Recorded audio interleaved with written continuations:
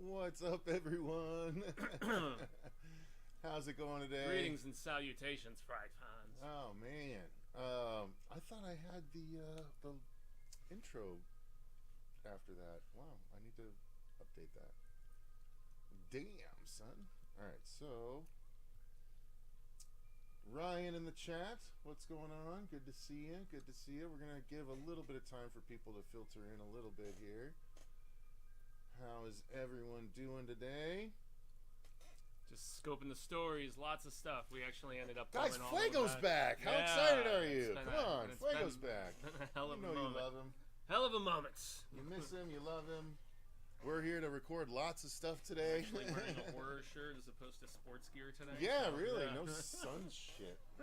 Suns are sucking right now. My beloved Arizona State, though, they got the job done.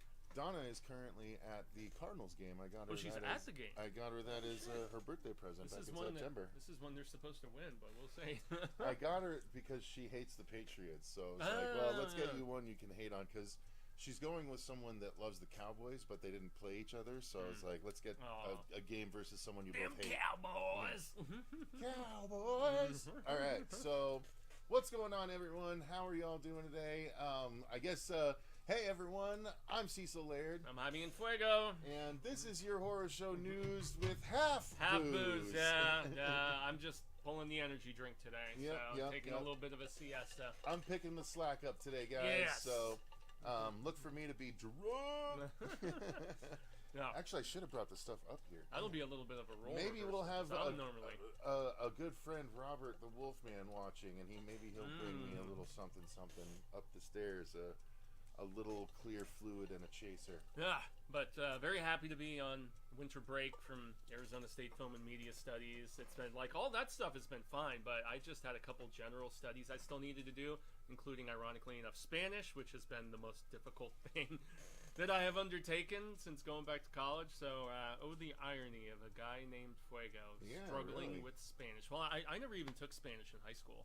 Oh, okay. I took French like an idiot. So, yeah. That was a choice. Despite it Oh, was. look at that, man. Yeah, so Asking, ye shall coming in receive. the clutch. Thank you, sweetie. You're welcome, darling. Hi, everybody. Woo! Wait, that's not the new bottle, is it? No, oh, is that from last night? Yeah. Okay. You gotta finish it. I was like, holy cow, what did I do in the last few hours? Devil without a cause. We're going platinum. Joseph in the chat saying, good to see everyone. Fuego, good to see you. Yes. Indeed. Woo! So yeah, today we're going to be recording, obviously we're doing the news with Booze. We're also going to be doing the trailer reaction roundup with Robert. Yeah. Then Fuego and I are going to be recording the most anticipated of 2025. Yeah. As well as, hopefully we can get done the next episode of the tier list ranking. Because I'm thinking we record the ranking and then we can do a public episode where we review all of the rankings from the last 80 because some of them have had new movies come out and stuff, and maybe that changes. Because I know there was a third Terrifier, the second Mortal Kombat. Well, we haven't even done Terrifier yet, so Yeah. that's why that's part of this one. But the Halloween movies, there have been 2 movies since we did Halloween on the tier list. And there was a new Firestarter, I think, since the We're gonna the do that remake, too soon. Which Yep. the girl in that is on. I'm watching Skeleton Crew the other day, and the girl from the Firestarters in Skeleton Crew, she's good in it. Yeah. All right. So, Anyway, yeah. that's not horror. I'm excited that JLH is returning for Jennifer Love Hewitt is returning Yeah, for. that's why it's I know our what you did lead-off last story, summer. man. Yeah, exactly. Because so she's I been- mean, you leading us Yeah, into it yeah. nicely, Ryan. Yeah, let's do it then. Well, bam. So this has been hinted at for a while, even as early as like the beginning of the week. She was still saying in the press, "There's talks ongoing. We're trying to get it ironed out." I'm assuming they were probably lowballing her a little bit, like what happened with Neve Campbell not coming back for Scream 6, man, and then they righted that ship. She's obviously coming back for Scream 7. It's going to be very Sydney-centric for that film, but as of just a few days ago, it is officially confirmed that Jennifer Love Hewitt is returning for this next I Know What You Did Last Summer And we film. already know Freddie Prinze is confirmed, and Yes. we know that Sarah Michelle Gellar is confirmed in some what capacity. Yeah, flashback or something. Cause It's funny because I saw her on a talk show. She's like, yeah, people weren't supposed to know, and some overzealous person on set took a picture of my seat and posted it online, and like now everybody knows, but obviously my character was killed, so there's only so much I could do. Yeah, bring back but Ryan she's Felipe like, yeah, whoever did that really just deserves to all kinds of pain and she's suffering. like, and then she's You're like, it was me. She's like, I'm the one that posted it.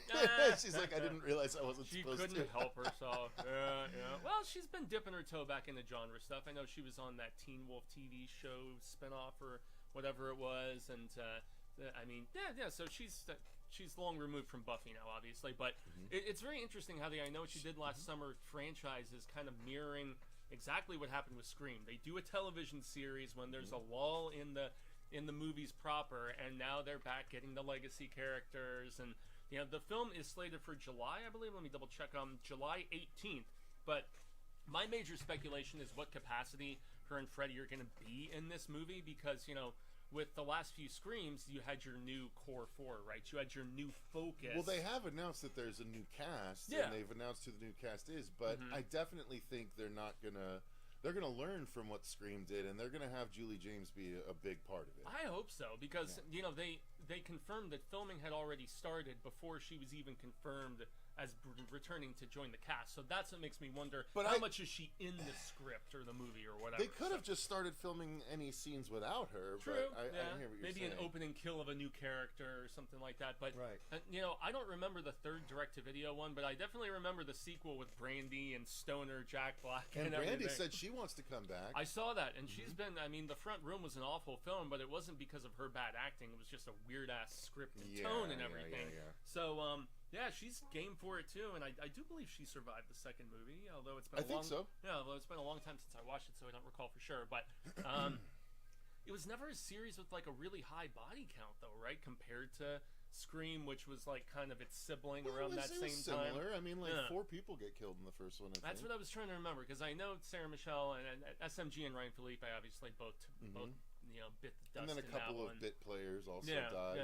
So. But it was never as high of a body count as like a Scream or like a Jason or a I think Freddy. It's akin to Scream, but then Scream 2 increased the count. I was never as into I Know What You Did Last Summer compared to Scream, but that's just even though that script was apparently written by Kevin Williamson before Scream was even written, which is kind of funny. So I don't know. I mean, I never watched the TV series. I think you and Marcia did, if I remember. Yeah, and you said it was pretty alright. I mean, I Know What You Did Last Summer one. Yeah. It was one season, and it was actually pretty. It was I liked it. I enjoyed it. I think they wanted to make more and do the Scream TV route and do a couple seasons, but it got canceled because whatever viewership or something. I'm excited about it. I enjoyed the original movies. I'm a slasher fan though. And I always liked Jennifer Love Hewitt in it, and I liked Freddie Prinze in it, and so I'm on board to see what they can do. I do hope that yes, she is more central to the story than just on the outskirts like Nev Campbell was in the last one. It was one of my big problems with 5 was that Nev just didn't have much to do. Right. I mean, in 6 her and Gail kind of just both showed up and like, hey. And in 6 Gail got attacked and stuff. She had more to do than Nev did. Yeah, and in 6 they gave Gail a substantial amount more to do. But 5 was obviously significantly more about Dewey and what ended up going down with him. Although there's still murmurs about him potentially making a return in Scream 7. I don't freaking know, but whatever. Like, bottom line, I think Freddy being involved in this, if Jennifer wasn't, would have been like a major travesty. So if it did come down to a dollar sort of situation, I'm glad they were finally able to get it all worked out. Because I think Jennifer Love Hewitt is kind of a 90s Scream queen, 90s and aughts. Between I Know What You Did Last Summer, The Ghost Whisperer, which she was really good on that show. So that should fix the audio, guys. Technical difficulties. I don't know why every time, I check the fucking microphone volume every time I record because of this shit, and yet whenever we go live, it defaults to like 20. So yeah, sorry guys, you should be able to hear us a lot better now. Too low. Okay. Yeah, apologies about that. Thank you for letting us know, Michael. Greg Harris, the director doing the Return of the Living Dead remake, did direct Kill Her Goats. So I don't have high hopes. I haven't seen Kill Her Goats, so did we end up going with that? Sends in a $4.99 super chat with a cute fox. I'm guessing. It's got to be a fox, right? Fox or a tiger or something. I can't It's not quite a tiger. tell. It's got to be a fox. It's so cute. whatever it is, it's adorable, and I want to adopt it. All right, so there you go. That's story number one. Exciting news, and July 18th, 2026 is when we're going to see this new installment, The Return. The next story is very crazy and near and dear to my heart because I swear to God, Mike Flanagan is a brother from another mother. Yeah, well, and because he wants to remake, he wants to do Freddy. I love Freddy. Yeah. Now he wants to make now he's helping to make a Clayface movie, and the only Bat villain I ever thought, besides Joker, that would have a movie that would be interesting to me. Now that's a little changed because seeing what the Penguin can do for an entire series, I still for a haven't villain. watched it. Penguin is my least favorite Batman villain of all time. Oh wow! And that series was amazing. So if they can do that with my least favorite villain, I'm like, what kind of awesome stuff can we do? And I personally always thought Clayface is maybe my favorite Bat villain besides the Joker, because he has such a great I like the Basil Karlo version of Clayface, the actor, because there's a couple of different Clayfaces, but Basil Karlo is such a cool idea, and I have a cool the animated series that they released. That's okay. That's what I thought. And that's my main initiation with the characters from Batman the animated series. Yeah. And there's so many ways you could make that a horror story, which I think this is what they were saying they're going to be leaning towards. Yep. He's saying so. Mike Flanagan actually teased this script in an interview, I think a year and a half ago. So it's pretty badass that it is officially confirmed. They've even dated it. So it's supposed to be filming early next year. The release date is September 11th, 2026. And so he's apparently producing and he wrote the script, but he is such a busy guy.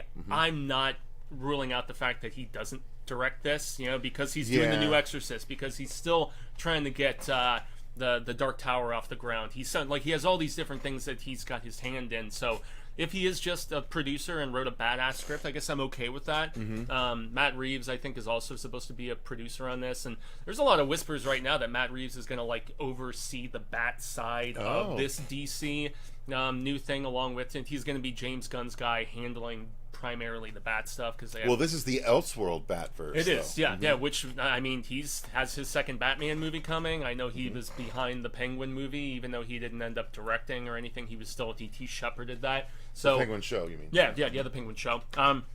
What excites me the most about this is I just love Mike Flanagan's sensibilities, and the fact that he described this as a horror tragedy is how he went. So it'll obviously, knowing Flanagan and how he's so great at developing his characters, it's going to be a character study, and it's going to probably lean into the body horror. I hope they make it R-rated, which would be so rad status, although I don't know. I'm not going to hold my breath if they don't, because there's still, I think, a lot that you can do with grisliness with an R rating, provided there isn't sex and nudity and tons of F words or whatever. So I think you could still push the boundary pretty well, which he has with PG-13. You could do body horror with a PG-13, because his blood would be brown. Yeah, and you get away with that's a lot all you more. need, right? Yeah. So I don't know, man. Just Flanagan being behind anything. I adore Midnight Mass. I mean, his Stephen King adaptations. Just next year, at the end of May, we have The Life of Chuck, which is gonna be on my most anticipated that we're filming later today. So yeah, man, I am stoked about this. But since you know a little bit more, well, you know significantly more about the Batman comics and lore of these characters, do you think Flanagan's a good fit? Yeah. Well, Flanagan can work on anything, and I would trust it to be good in some way, shape, or form. And considering how good he does character drama mixed with scares, I think he could craft a really, really great Clayface story. I'd be hard pressed to think of someone I would rather put in charge of a Clayface movie than Flanagan, honestly. I think his sensibilities, again, if you're doing the Basil Karlo, and the fact that he's describing it as a horror tragedy just means to me that he knows what he's doing, because that is exactly what Basil Karlo's story would be doing. Yeah, because you could bring in a Brandon Cronenberg or something like that, and you would have the body horror element potentially, but I just don't know if you would have the proper pathos to really explore these and this particular character. So this is and the fact that he wasn't consulted to do it, the fact that he approached them with this idea shows he's passionate about it. Just friggin' awesome, man. So I mean, bring on anything Mike Flanagan for me at this point. And I didn't adore the Fall of the House of Usher, but I still thought it was pretty good. Especially, I thought it was great. Especially that early episode with the rave and the melting and everything, which is awesome. so cool. That was great. Yeah, man. Necromechanimal in the chat. What's going on? Good to see you. Yeah, so two very very exciting stories right at the gates, and those are newer stories. I still haven't looked at Cecil's entire itinerary completely. We'll because, get to it all. Yeah, because I went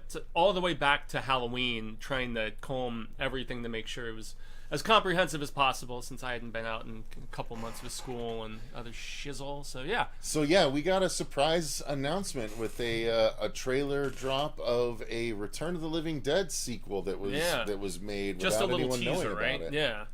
Yeah. Now it's apparently a sequel a legacy sequel that's supposed to take place after the first movie, if I'm not mistaken, right? Mm-hmm. Back in that same era. Yes. So it I believe is erasing 2 and beyond, because it says the Tar Man can come back again, and the Tar Man was in 2, but I think that's when he was dispatched, if I'm not mistaken. Yeah, and 2 was almost like what they did with Evil Dead versus Evil Dead 2, where it was kind of a remake-ishness. Right. You know, you even had different people playing, same actors playing different characters, if I remember. It's been a while since I've watched Return 2, but I do agree with whoever it was in the chat that was like, I don't know, with the track record of this particular director, you know, who knows, but I don't know. It's a series that I love the first 3 entries. I don't recall. I think they made maybe 1 or 2 others that were they like made direct to video. Oh, really? Shit. Okay, yeah, 5 or 6, because I've seen them all. I know one of them was called Rave to the Grave. I've seen up through 3, which was the Yuzna one with the girl with all the with Melinda Clark protrusions.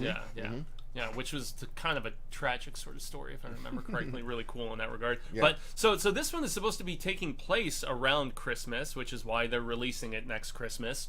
They didn't give a specific date other than Christmas 25. But yeah, I don't know. Are we gonna have a punk rock soundtrack like we did? Are we gonna have like more of a seriousness like the 3rd entry? I would imagine probably not. They'll go for more of a gleeful sort of vibe like the first 2 films did. But I haven't watched the teaser. I didn't know if we were going to have it in the roundup today. Yeah, so I can't really claim much, based on who's Look out for that it, reaction tomorrow, guys. I'll put the reaction roundup tomorrow, and you can see us react to the Return of the Living Dead teaser. Yeah. I mean, I know that John has been doing comic books of the Living Dead stuff, and obviously George isn't with us anymore, which is a bummer.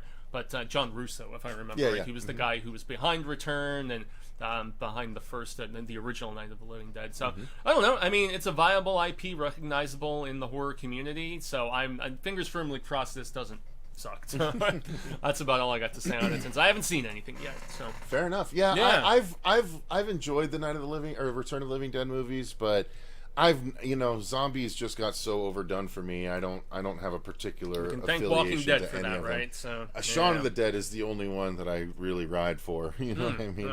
Okay. Well, I mean, isn't Last of Us kind of Last of Us, zombie-ish? well, It's no, more that's like infection. Infection. Okay, Just so like it is a 28 little days later it is a little rage bit different in virus. that Yep, regard yep. then. All right, so 4th story is Lionsgate to officially announces Orphan 3. So this actress is somehow managing to try and maintain her look of a little girl, even at her continued progressed age. And the one I sent over... She's got to be in her 30s now, right? Yeah, the one I sent over is a broken link, so I'm not going to have the name of the actress in front of me. But so the second one was the one with Julia Stiles that ended up being a prequel, if I recall correctly, right? Yep. Even though she's older. yeah, I know. But she has that very youngish look about her, so I guess she can pull it off. But I thought her performance in both films was pretty stellar, man. She was creepy, but also, I mean, she plays the Lolita thing well, I guess, which is kind of a part of the character. So convincing in said regard as well. So, and both films made money. They're relatively well respected in the horror community. Critics didn't savage them. They both made money. So yeah, this makes total sense. It makes me wonder if they're gonna do something between 1 and 2, or if they will push the story forward after the original entry, which I think would make a little more sense with I think the she died actress at the aging. end of the original, though. Did she? I thought so. I don't she remember. was the villain. I don't remember. I don't either. Yeah, because I remember the either. second one with the home burning down pretty significantly, Julia Stiles and everything. Maybe I'm wrong. Maybe she did survive. Maybe people. Yeah, in the yeah. audience If you guys will tell remember us. in the chat, if the title character Orphan survived the original film, because I do not recall. Doesn't the blonde Joe Fierro asks? Doesn't the blonde from Return own the rights to Return of the Living Dead now? I have no idea. I thought That I could Russo not was tell the you. one who was in control, which is why he was doing comics, which is why he even penned some books that were within the Return universe. I don't know if that's still the case. Yeah, because rights can lapse, right. and there's also different rights from literary to screen adaptation rights. So I don't know any of those inner workings. Not sure, Joe. Sorry, we don't have that answer. Ryan says Parker Finn is planning on remaking Possession from 1981, and he's working on Smile 3. That's great. I appreciate the Smile movie, so I'll look at anything he makes. Yeah, I know there's I loved Smile too. Yeah. I thought it was friggin' awesome when I finally got around to it. And yeah, Parker Finn. I know a lot of people hold that Possession movie that isn't like Sam Neill, and I know it's still being homaged to this day because in the first Omen, the wrenching around of the character, and that was an homage to Possession. So a lot of people don't know if they should be remaking that movie. I don't even know if I've seen Possession. Now that I think about it, I know it's one of those 80s very, very devoted following sort of flicks. But yeah, man, as far as Orphan 3 goes, I dug both films, so bring on a third one if Lionsgate, which kind of desperate for some hits after Borderlands and a lot of other major missteps. Yeah, go back to the well, do something is probably going to make you some money. Yeah, that's what makes sense. Yeah, so I mean I enjoyed the movies well enough. I think it's getting tougher to buy into the whole idea behind it that she's a kid still, because she doesn't look like a kid anymore. I'm sorry. But, whatever. I'll give it a look. It was kind of borderline in the sequel, which really was supposed to be taking place beforehand. So, yeah. She looks young in this picture I took her I think that's from the first one. That's the first one. Yeah. She does not look like this in the second movie. It's crazy. And they tried with makeup, and from what I understand, they also did some digital enhancement, DH, whatever it is. Well, they'll probably have to continue with that. Probably, if this is what they're committed to. So... all right, so story number 5. Yeah, I mean, this is one that I don't... There still isn't a lot of details about this, but... Just that it's happening. Yeah, exactly. And we just watched the first one last holiday season, if I remember, because we did like a commentary, and then we did a review of it. I still haven't watched any of the later entries, and I really want to see the Toy Maker with Mickey Rooney, because I've heard that one is its own thing, demonic toys and all that silliness, but yeah, I've been wanting to see that too. I want to watch the rest of the series. We reacted to the first one last December. We should have reacted to part 2 for this one. Yeah, because part 2 is Garbage Day, right? The one that I see mean to hell. But it's a lot of clips from the first one, so the reaction wouldn't take that long to record. I don't think. Yeah, because all these movies are relatively short too, right? They're in the 80 to 90 minute range, so they're all. But yeah, this will be the second time remaking it, right? Because I've seen the wood chipper scene. Yeah, it was just called Silent Night. Yeah, which is one of the most brutal kills that I can Santa with recall. a silencer. Yeah, in a movie, and that one was just called Silent Night, if I remember correctly. But, but I really when we watched it last year, I really enjoyed the movie. So the original was quite good. Bloody Disgusting could do with it nowadays, because they did say it wasn't going to be an exact remake. I believe they said it was going to be kind of a new thing, but still the core concept same. The same. So. Yeah, which makes me wonder, because the previous remake from about 10 years ago did not have any sense of levity. No, it was serious and pretty grim, man. Yeah. I mean, I just always, like I said a moment ago, where the softcore porn chick is thrown in the wood chipper is a really just brutal and unsettling sequence, man. I did not like that at all, but Necromechanical says Orphan died in the frozen pond, killed by the mother. At the beginning of the first one. Yep. I could not recall, because I haven't revisited the first one, but I remembered her with the home burning down, Julie Stiles dying at the end of the second one. So. All right, so we know when it'll take place, between 1 and 2 or so. Yeah. So Silent Night, Deadly Night, we're interested in it. There's not a whole lot to that. Yeah, story, and so Miska and the Bloody People are going to be producing this, obviously, and with the success of Terrifier 3, another Christmas themed horror escapades. Yeah, why the hell not? There's obviously a hungry audience for it. So, yeah. Next, a remake of The Trip is in the works, starring Jason Segel and Samara Weaving, which The Trip is a really great foreign movie if you haven't seen it. Yeah, Fuego told me I definitely need to watch it after seeing it, and I finally made some time to do it, and it's great. Yeah. You just want to give him the quick rundown? I'm trying to remember. Numi Rapace is in it, right? Yeah. And I can't remember the name of the guy, but it's like a couple, and it's been a few years now since I've watched it. It's the couple, and they're trying to kill each other. They're on a getaway, seemingly to celebrate an anniversary, and you slowly learn that one of them was planning to kill the other, and then you also learn that the other one was planning to kill the first one. Yeah. But they're both faced with having to survive when people arrive and try. Some people show up to try and rob the house or whatever.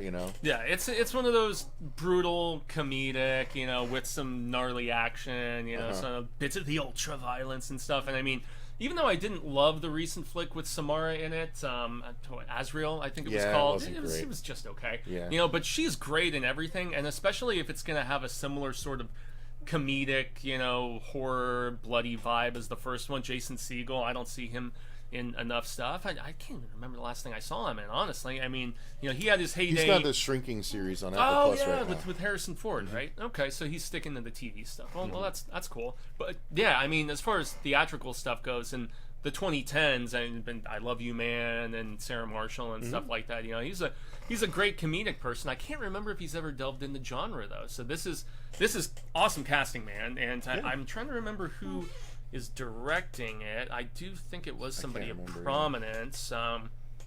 But yeah, if you guys haven't seen the original Trip, I think it was on Netflix when I initially watched it. I'm not sure. It's very worth your time if you haven't seen it is. It is. It's a blast. Remake. Come on. Yeah, well, we're going to probably cruise through these next few stories because they're really short stories, so. Okay, upcoming film. Sorry, I'm just... Comments or just me lagging behind? Dum-de-dum-de-dum. James Tacone, or Jorma Tacone. Okay, well, name doesn't ring a bell, so. Oh, wait a minute. So is this being directed by one of the Lonely Island dudes? It is. Interesting. Okay. Really? Yeah. Huh. All right. Well, I mean, so it's going to be in very capable comedic hands. We'll see how brutal they go with it with this Trip remake. But no, that actually gets me even more curious about it. So all right. Very cute. Very cute. All right. So moving on from there, Javier Bardem is going to be starring in a Cape Fear TV series from producers Spielberg and Scorsese. Now, I like the original Cape Fear, but which was a remake, if I remember. The one from I don't the 90s. care about it enough to care about this, but Javier Bardem assumedly will play the De Niro role, right? The crazy role. Yep, exactly. Because if it's not the crazy role, then it's the waste of Javier Bardem. Yeah, and it makes me and Javier Bardem is the shit, man. I still haven't watched that Monsters where he plays Papa Menendez or whatever. I've heard he's good in it. Yeah. I haven't heard it's very good, but he was originally supposed to be rolling Death Chain at one point for the friggin' Dark Tower before that whole project fell apart, and they brought in Idris and different directors and whatever. But yeah, I've dug all the way back to No Country for Old Men and pretty much everything I've seen him in, man. He's just a killer actor. He has that sort of foreboding presence that's similar to how De Niro was in the Scorsese movie. What I'm most curious about is like who the younger niece or whatever that was. I think Juliette Lewis was the niece in that that 90s flick. So I don't know. All the rage seems to be if you did it as a movie in the 80s or 90s, like they did this with Dead Ringers. They've done this with a lot of these thrillers from the 90s, and they're doing the new Hand That Rocks the Cradle right now too. So going back to the well and expansion television series. I mean, it's at least encouraging that Spielberg and Scorsese are going to be on in some sort of executive producing role, but. There isn't much that we know about the series, beyond this. And I think it was supposed to be for Amazon, if I remember correctly. So, yeah, I mean, if you guys are fans of Javier Bardem, you think he can own this role or, compare to what De Niro did with it as far as just intimidating but also manipulative. It's been a long time since I've watched that original Cape Fear flick, but... yeah, let us know if it's something that excites you guys, because I could give or take it, honestly. Okay, so does this next one excite you, though? Yes, definitely. Yeah. I really like Under Paris. It might... there's a chance it could make my top 10 favorite of the year. Yeah, because I really enjoyed it. I would probably revisit it, but I just had so much fun with it. It was like a 2024 Deep Blue Sea. It was so silly. As far as vibe and stuff goes. So good with the shark action and everything. Yeah. So I am really excited that they are doing it Under Paris too, because it was really cool. It was a great location to have sharks swimming through the catacombs and stuff like that. But yeah, it was great. So I'm very excited to see more of it. Yeah, I know it's one of Netflix's most watched things of 2024. Not surprising. People love shark shit. They do. I don't know why. Like sharks and cats, people just underestimate the marketability. This is true. I mean, the movie was definite cheese, and even like the script itself mirrored Jaws a lot in the fact that no, we're gonna proceed with the festivities anyway, and who cares? And I couldn't help but watch the Olympics this past summer when they were swimming through that area, and I'm scene, like, damn, they're having the swimmers actually go through this gross water. I thought that was kind of funny, but yeah, I mean, there was enough. Even though I didn't like the subplot with the whole conservationist or animal protection naivety and whatever else, but the shark action was really good. I thought performances were fun, and this is kind of one of those no-brainer sort of situations where with the success of the previous one, ongoing enjoyment of sharks, and I mean this was better than your average VOD shark garbage that we get primarily. This was a step above. It wouldn't make my top 10, but it was definitely a surprise for me because I thought it was going to be more of that bottom of the barrel like we typically encounter. Well, and it might not make my top 10 now because that was early in the year. Yeah. So we'll see. There's been a lot of good stuff that have come out since. There is, yes indeed. Yep, that's still. We're not going to be filming that until after we see Nosferatu. That's like the last little piece in the proverbial puzzle. Yeah, we usually do it in January anyway, so we make sure we have enough time to catch up on everything. Yep, truly, because there's still a few on Shudder and Screambox I need to get around to that I've seen people. Dude, I'll tell you right now, Doc of Chucky is on my list. Really? It's so good, but it's 4 hours and 55 minutes long. Is that one on Shudder or Screambox? I forget. Shudder. That one's Shudder, yeah. All right. So, number 9. Yeah, this is one that I'm scratching my head about a little bit. I love Idle Hands, so if we're bringing it back, that's movie, fine. Man. That's fine. I love that original movie. Now, granted, they could have Devon Sawa be the dad now, and it would be awesome. Stuckman, for his October thing, did an interesting revisit of this film where he was talking about all the cooks in the kitchen with the actors thinking it was going to be one movie, writers thinking it was going to be one, and all of the bits that got clipped around. I have like some deluxe re-release of it from the last 5 years or so, but I mean, The Offspring are in that movie. You've got Jessica Alba looking fine as fuck in that best movie. she's ever looked. Yeah. Quite, I mean, it's between that and Nancy Callahan in Sin City for me as far as when she was just absolutely super babe. But Idle Hands takes it easy. Yeah. That angel costume. Oh, yeah. Lord. Truth be told. And that movie is just so much fun, man. And the fact that Devon Sawa was cool enough to give it his blessing on social media. Finn Wolfhard presumably stepping in for Sawa in the main role of the dude who has the possessed hand and all that different stuff. It makes me curious if they're still going to have the stoner sidekicks, which were that's Seth the thing. Green Like, and both of those guys were instrumental in making that movie funny. Yeah. So, like, if he doesn't have a couple of dead friends, then they're really missing the boat.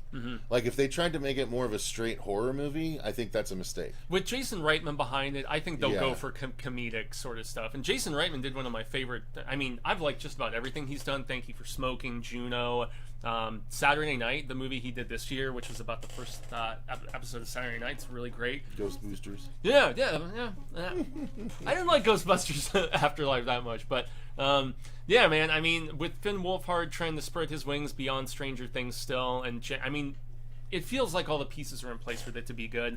I'm hopeful. It's been over almost 30 years, 97, 98, so at least 25 since the original one. I hope they have a killer punk sort of soundtrack like they did for that one, which was a lot of fun. But yeah, once again, capable hands. It's been long enough. You get the blessing of the original star. I'm for it. I just hope it's not a majorly inferior product and all of that. But we'll see. And we'll see what band they choose if they include a band. Like definitely someone I won't have ever heard of, I'm guessing. I mean, if they go for it, like, what even?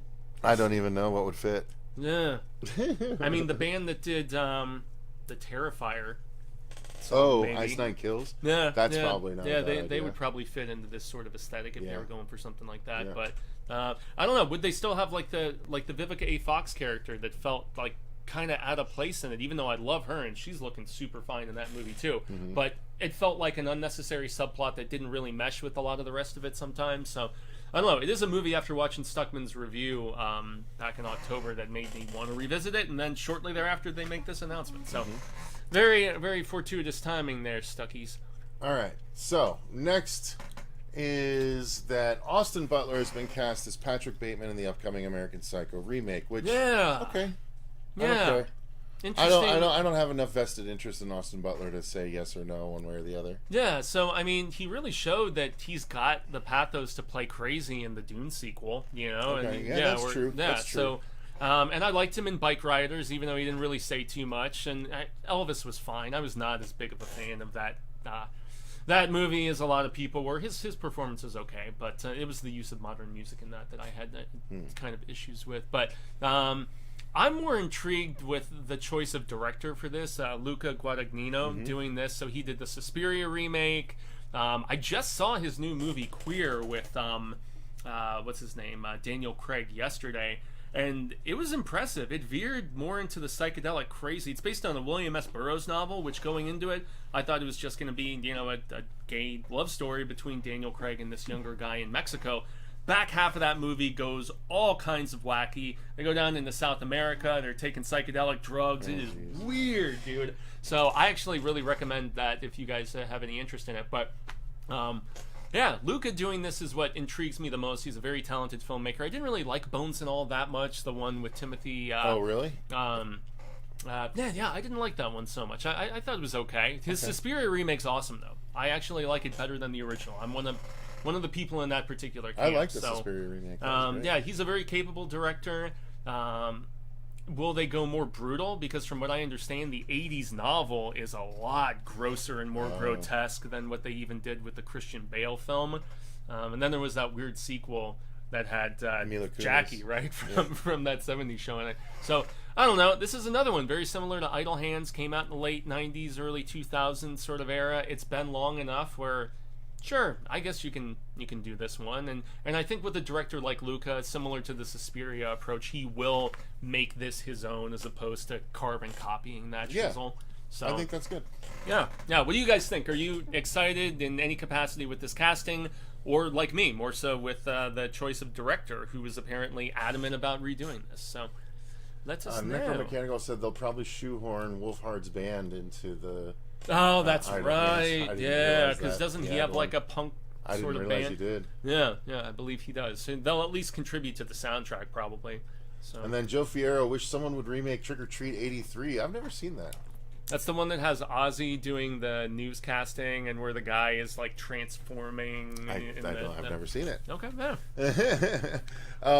But, it's slowly become a cult classic. I think Gene Simmons has a cameo in it too. But yeah, the hair metal makeup of that dude is especially cool as he's becoming more possessed or whatever. So yeah, apparently Predator Badlands, which is one of 2 Predator movies we're supposed to be getting next year, is going to feature a Predator as the main protagonist. Yeah, which is especially exciting. So after the success of Prey, Dan Trachtenberg, I want to say, was the one who directed that. He's behind not just this, but also a separate Predator film, which has yet to be dated. But as Cecil was reminding me before we started filming, it is coming out in 25 as well. So they're going to space that. It makes me wonder, They made it seem like one is supposed to kind of lead into the other, but I don't know if that was just my read on a statement. Yeah, I don't recall. I should probably double consult the story, but I'm just excited about seeing it through. That we've had enough sequences where you saw things kind of from the Predator perspective. Saw it a little in the first film, a little bit more in Predator 2. I think we saw it the most in Predators, if I recall, the one that Robert Rodriguez produced but didn't direct. So I'm trying to remember if this is the one that has Elle Fanning in it or not. I believe it is.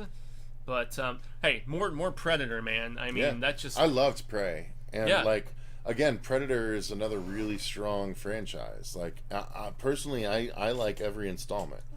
Except Alien vs. Predator 2. Yeah, which I don't... Requiem, which I don't... But all the Predator solo movies, I like Predators, and I like The Predator. Like, I enjoy all of them. And okay, Prey. so they're all good. Okay, so I just wanted to double check. So Badlands is the one that has Elle Fanning starring in it, but she's at least going to be the human star, presumably, and yet it's not going to be of like back in years gone by. It's not going to be like a period piece like Prey was. This one is presumably either present day or slightly futuristic. But Badlands, unlike Prey, which I think they showed it in a couple theaters around, but it was primarily a Hulu release. Streaming, they learned their lesson. This one, November 7th, is going to be hitting theaters, and I would imagine similar to Romulus, this has a high probability, especially with all the goodwill that Prey and Romulus both kind of got together for these 20th century franchises.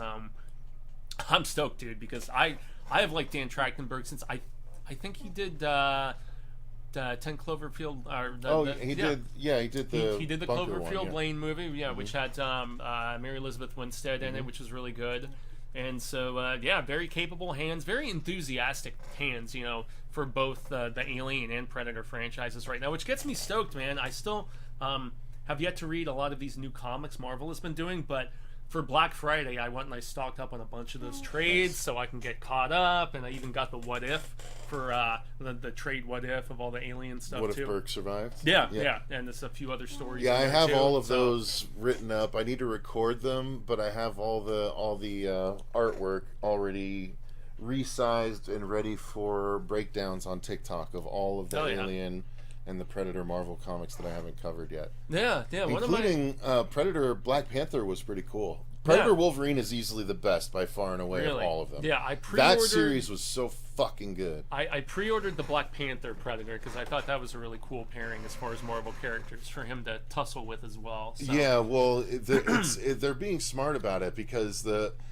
in the Black Panther one, the Predator is after vibranium because it makes the strongest weapons for space. Nice. Okay. And the cool thing about the Predator versus Wolverine one is after Wolverine gets damaged in one of their early fights, he sees that Wolverine's got a shiny metal skull, and so he wants that as a trophy. Nice. Because obviously Predators like having their skulls as trophies, and so but it gets hardcore because at one point, Wolverine is trying to escape the Predator, and like there's a whole mud scene, like the first the original movie, and like at one point Predator's surveying and he sees this giant mud pile and he sees Wolverine's eye, looking out, and so he shoots it, but as he shoots it with his cannon, Wolverine jumps up from behind. He literally pulled one of his eyes out in order to fake the Predator out and jump him from behind. That's awesome. Yeah, it's so fucking cool, dude. I was like, this is how you use someone, because it's a 100-year battle. Every issue is like every time the Predator comes back to try and fight Wolverine. So is it a different Predator? There's one that keeps trying to come back. Oh wow, okay, because it makes me think like in one issue. There are other ones involved, but there's one that keeps coming back. Like I'm gonna finish where that one. Because what it is the overall story of the 4 issues is the present day final battle, and every issue goes back in time to like a different time when he fought this particular Predator in the past. So does it go all the way back to like almost right after Weapon X? Yeah, like right after Origin. Oh shit. Yeah, yeah. Basically, when he's still James Howlett. Man, and I just got all these in the mail in the last week or so because for Black Friday they were doing on Amazon buy 2 get 1 free, and so dude, I got the Stranger Things Ninja Turtles, Wolverine, That's Predator. A fun one too, I got like 12 different books, something like that. Yeah. So very exciting. All the Predator books are good. The first 3 Predator volumes are interesting because it's about strictly a Predator hunter, a human that hunts predators out in space. So that was pretty cool. But yeah, the Wolverine Predator one was so good. They've done a couple different story arcs now, right? Aliens had a bunch of story arcs. Aliens, they just started their new one. There's another one I pre-ordered, which was like black, red, and white or something like that. Red, white, and blood. Yeah, or red, black, and blood. Yeah, because that's an anthology book. So like every issue has like 3 stories. Yeah, because that one comes out next year. That one's on pre-order for me too. So and Aliens versus Avengers is 2 issues in, but it's a really, really good artist. Like I think it's Assad Ribic or something. But so it's taking every issue takes 2 months because it takes a lot of time for the artist to get. But I can't wait to cover that because the art is crazy good. Yeah, it's like Alex Ross if he had done a Alien versus Predator. Yeah, I was gonna say whoever did the covers of that original Batman versus Alien, which was so sick, those are man. Those are so good. Yeah, but I mean, bottom line, between what's happening theatrically with Alien and Predator, between Romulus and the upcoming Badlands. And the comic stuff is going pretty well. They finally seem to have righted the ship when it comes to 2 of my favorite properties, man. So gets me very excited. Very excited. Very excited to read Predator Wolverine. I'm telling you, that's the best Predator story I've seen in years. Oh wow! It's just the most perfect pairing. Did you TikTok that one a Marvel character with. I haven't. It's on my list. I have a list of about 25 scripts that I have to record. All of the pages that I'm going to refer to in the TikTok are cut out and ready to go. I just need to record the voiceover and then make the actual TikToks. Gotcha. So what I'm planning to do is I'm going to have like 45 days you go worth in of TikToks. depth with panels and all that stuff. I just right? do pages. I don't go in depth on the panels. Oh, yeah, okay. I just do pages. I just because I went in depth like issue to issue, but now I'm just doing this series as a whole. Because when I would do like a 6-issue series, the first issue would get like 700 views. And then all the subsequent ones would get like 100 views. I see. So I'm going to just do the 6-issue story arc in one video, so that way every one will stay up higher in the 700 view range. I guess with views that kind of makes sense though, right? Because you're like, you want to hear initial impressions if it's worth seeking out the full series or not. So you just watch the thoughts on the first issue. So. Or they don't want to have to wait a day for each new part. You know what I mean? Oh, that too. Yeah, well, instant gratification culture. All right, so let's move on. Speaking of comics and speaking of Marvel with big-time horror properties. Indeed. So earlier this year, we had Godzilla versus Kong versus the Justice League, a 7-issue series that was terrible. It was really, really bad. Now Godzilla is going to be going against the Marvel Universe. And there is something else in the Godzilla continuity that you should know. The Godzilla universe, the Boom Studio Godzillaverse that's been going for years, it's getting rebooted. And they're launching it again from scratch. Like the Crisis on Infinite Earths of the Godzilla universe. Interesting. So it's going to reboot and start all the stories fresh. So that was an interesting thing as well. But yeah, Godzilla's going to go up against the entire Marvel universe. Starting with Fantastic Four, if I starting with the FF. Right? I think it's going to be like a 5-issue thing, and each issue is going to be him versus a different Marvel group. So Fantastic Four, obviously Captain America is going to be one. Probably the X-Men will be one. Yeah, from the Black Panther will splash probably image be that they broke this story with. It was either it's Hollywood above us Reporter there. or Deadline or something like that. There it is, up above. Yeah. This is cool though, and I guess starting in, I believe it's March with the Fantastic Four, kind of makes sense because that movie will be hitting theaters a few months later, and they're trying to. Because I know they canceled the Fantastic Four book at one point, and then didn't they end up relaunching it? It's been going again. It has been going again for a few years now. No, only just a few months. I think it's only issue like 11 or 12 or something. Because I still remember years ago on like AMC Movie Talk or something, they were talking about they stopped the it fact for that a they while. Stopped it because it wasn't selling, and well, not just because it was selling, because they didn't own the rights to it. Fox still had it, and so they weren't. They just stopped making the comic. Okay, they were like, "Fuck you! You're not going to make any money off of us." So then, so Kong was a part of the previous one. This obviously is going to just be. This is just Godzilla, yeah. So is it going to be maybe because the story didn't really tell too much if there would be other Godzilla adjacent characters like a Mothra? No, supposedly there will be other kaiju that he's fighting, and they might get involved, kind of thing. I don't think it's strictly him versus the Marvel characters. No, they did announce that there's going to be another Godzilla movie. I don't think it's a Godzilla Kong movie, and I know that Wingard is not coming back to do this next installment. No, but they've started filming or finished filming season 2 of Monarch. Yeah, which was the Apple TV series. Yep. It's got both Kurt Russell and his son Wyatt Russell. Yeah, it was. Yeah. I watched the entire show. Dollar Store Captain America, hour-long episodes every episode, and yet. You didn't like it, though, maybe right? 3 minutes of kaiju per episode. Yeah, because I don't have so little kaiju. Of all the damn streaming services I have, Apple is the only one I currently don't have because they just abruptly doubled their pricing from $4.99 to $9.99, and I was a little irked about that. And I saw my price for Netflix yesterday. It was $24.99 now. I'm dealing with ads on Netflix now because honestly, they're really minimal. Oh, really? Yeah, they're super minimal. Especially if you're watching a movie, you have like a minute or so of ads at the beginning, and then they just let you watch the full movie. So I can hang with that to pay like half the price. Is it half the price? Yeah, it's $8.99. Oh my god! Yeah, that's less than half and it's the in price. 1080p. Shit. Yeah, but wow. Okay, I need to. Fix that. Now with TV shows, it gets a little monotonous because with each episode of a TV show, you know, you have to deal with ads and shit. But yeah, man. I mean, I like the Versus comics. I always have. You know, and both Marvel and DC seem to handle them pretty well. But from the praise you were just mentioning with the. You know what's happening with Predator, Wolverine, and stuff like that.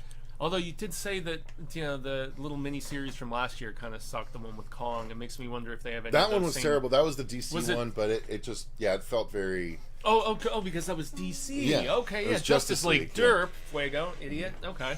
Well, shit, man. Maybe Marvel having their stuff together a little bit more so will maybe be cool. Will be cool. Yeah. All right, so on to the final story, which is the Stephen King roundup. Yeah, which there is a... Wait, real quick. Necromechanical crap says, I stopped watching Monarch when an entire episode had no kaiju except for the same flashback they'd already shown multiple times. Yeah, that's what's tough about that show. All right, so yeah, Stephen King roundup. 4 different stories that you sent over involving the and we man, didn't the have myth, to, the legend. Yeah, and we There's didn't have to usually do... a roundup Yeah, we within didn't there. have to do all of them, but That's okay. yeah. Whatever. So, what I'm most excited about, I will lead off with, because of the fact that, I guess it's not the one I'm most excited about. The Image is one I am least excited about, so I guess I'll run with that then, because I saw the let me Institute. pull up the image while you... Well, yeah, you have the book cover right there. But not the Institute. Yeah. First look or whatever. Yeah, so, for the Institute, this is a book that I was a little ho-hum on, because myself and a lot of other constant readers, when this came out a few years ago, we thought that it was going to be maybe tying in with Breakers and have some tower connections and things like that, but it didn't. It was very much just Stephen King trying to out Stranger Things, gifted kids, and, the whole 11 angle and everything, and it just didn't... Well, it was decently written, and I enjoyed some of the characters to a degree. It just did not feel original enough for me, and it felt like King very much, as I said, all the success of Stranger Things trying to be like, yo, you base Stranger Things on stuff that I did, so I'm going to show you young whippersnappers how it's done, Duffer Brothers. And it was okay, but what gets me especially intrigued about the Institute, I know there's some of the CRs I've talked with and just King fans in general have been kind of like, what the hell is MGM Plus? And MGM Plus is a streaming service. You can get it on Amazon. You can get it by itself, I think, through their website or whatever. But it's one of the lesser-known streaming services, kind of like what happened with Mr. Mercedes when that exceptional show with Brendan Gleeson wasn't really watched by anybody because it was on the AT&T Audience Network, and it found new life when it pivoted over to Peacock. But what excites me about this one is the fact that you have Jack Bender as the showrunner, and Jack Bender... he did the Mr. Mercedes show. He was behind that, which was exceptional. There's still murmurs here and there that they might do a 4th season of that, and some different things happen with characters in the series compared to in the actual books that the Hodges trilogy. But they still don't have a release date for this yet. But it is apparently coming in 2025 for sure, because MGM showed it in their sizzle reel of projects and series and things that are going to be hitting their streaming service next year. And I guess the MGM Plus streaming service is finding a little bit more prominence now because MGM was bought by Amazon, and so it's Amazon MGM Studios. They're like essentially the same parent company, same umbrella now or whatever. But yeah, there's your first look of our lead kid getting tested on, I'm assuming. But you have Mary Louise Parker, I want to say. She was from Weeds. She was also on the first season of Mr. Mercedes. She's in this in a villainous role, which excites me because she's a great actress. So yeah, lots of talent behind the Institute. It's the only confirmed television series we have for next year. Also have 3 different King movies coming out next year, so it's not quite the full-on King-assance when I was starting doing Hail or anything, but it's still very much a lot of King projects coming out next year between, so we start out with The Monkey in February, which is Osgood Perkins' film, and then at the end of May we have The Life of Chuck, which Mike Flanagan did, and then in the fall, in November, we have the Edgar Wright remake of The Running Man, which is supposed to lean more into like the horror aspects and just the whole murderous menace, less campy compared to the Schwarzenegger movie, which I love that Schwarzenegger movie, man. Yeah. It is a ton of fun. But as far as the book goes, which is the other image that Cecil has up there, it's another Holly story. This will be our 7th or 8th Holly story, if I recall correctly. Not a Holly fan, huh? She's a good character. It's just myself and even people like Lou, for instance, Lou Sitzma of the Stephen King podcast, and even Mike Kearns. All of us, we're just burnt out on Holly. She's a good character, but King, it feels like she's almost like an avatar for him in his writing, and from her political views to her weird like eating habits and some of her quirks and whatever. So he's been putting her in pretty much everything aside from the short story collection earlier this year. You Like It Darker. I thought she was going to pop up in one of those little shorts, but she didn't. So Never Flinch comes out in May. I believe it's May 28th, if I recall. So, yeah, that's our next book. It's another one with Holly. It's about a speaker who has it's a woman speaker going around, and there is somebody who's trying to do some sort of murderous menace at some of her speaking engagements, which echoes a non-adapted King book from the 90s called Insomnia. It was a major plot beat in that. But so apparently she brings on Holly for some sort of investigative protection to try to look into who this person who's making threats is. So it's not going to be supernatural, presumably, but, sometimes King throws that chisel in. But, yeah, I mean, another Holly story. That's what we have to look forward to. And so that's about it as far as that goes, aside from, I know there was one other bit that I had on there. Oh, yeah, that's right. Yeah, I was veering into the other 3 movies and forgetting about The Stand. So, the thing with this Stand book, it's entitled The End of the World as We Know It, and it releases in August of next year. This is another one of those situations where King is allowing people to kind of play in his playground. He doesn't really allow this very much. He did with the Castle Rock television series, which I thought had its moments, but it was just okay. Using characters and settings from his work and kind of, riffing on it and doing your own different, turn of the wheel. These are all short stories, each one by a different author in this anthology set in the world of The Stand. And so you've got, oh goodness, I believe Chismar is doing one. You've got the author of Bubba Hotep is doing one.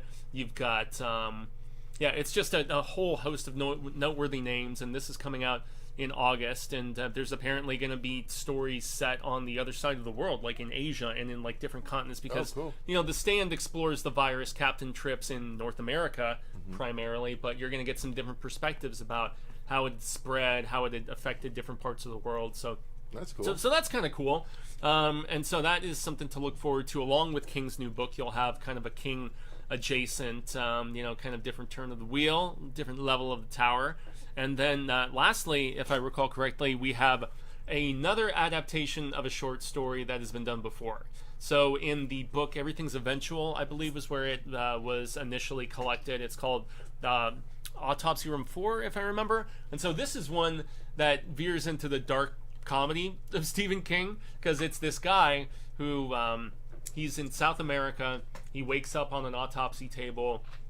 The people think that he is dead, and he's actually just paralyzed. And so they're about to start cutting him open, and it's apparently him trying to figure out a way to let these people know that, no, I'm not dead, I'm actually just paralyzed. And the concept reminds me a lot of a Tales from the Crypt episode from the early 90s, where there was, people playing pranks on each other and, putting yourselves into paralysis, and, can you feel if, your brain is still alive but your body isn't, or whatever, and dealing with supernatural elements. But the end of this story is very funny, as somebody in the Hail to Stephen King Facebook group pointed out to me, because of how, without spoiling things, he makes it known that he is still alive. It's very amusing.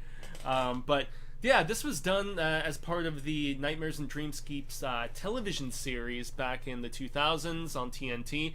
And it was done relatively well, so I just don't know if this could sustain an entire feature length, which is why I'm a little skeptical about it. And there's so many other short stories that have never been done, so to go back to this I don't necessarily understand it, and the director has not done anything of major note, so it's kind of an unproven person who's done a few short films here and there. But yeah, that's the latest as far as the King confirmations go, and the latest breakdown of all of your Hail to Stephen King-ish related news, everybody. So, all right. So there you go, guys. Yeah. That's the news with booze for today. Yeah. Thank you guys very much for watching. Thank you to all of our patrons for supporting the channel the way that you do. We greatly appreciate each and every one of you. Fuego and I have a lot more recording to do, so we're going to cut this one off here. But until next time, I've been Cecil Laird. And gracias, Jaime and Fuego. And remember, stay scared. Thank you to everyone.